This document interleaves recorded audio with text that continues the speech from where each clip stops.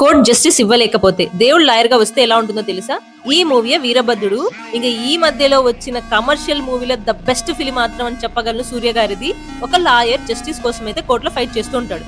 కానీ ప్రాబ్లం ఏంటంటే లా powerful people side నిలబడుతుంది. కామన్ పీపుల్ కి జస్టిస్ ఎవరు చేస్తారు? అక్కడే వీరభద్రుడి మూవీ చాలా ఇంట్రెస్ట్ గా మారిపోయింది.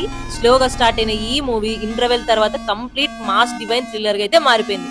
హీరోలో వచ్చే ట్రాన్స్ఫర్మేషన్స్, ఇంకా BGM, elevation, court room scenes theatre లో ఫుల్ గూస్ బంప్స్ ఇచ్చాయి నాకైతే గానీ. అసలు ఎక్స్పెషల్లీ అణచివేయబడిన పీపుల్ గురించి పెయిన్ ఎమోషనల్ గా చూపించిన విధానం చాలా కనెక్ట్ అవుతాము.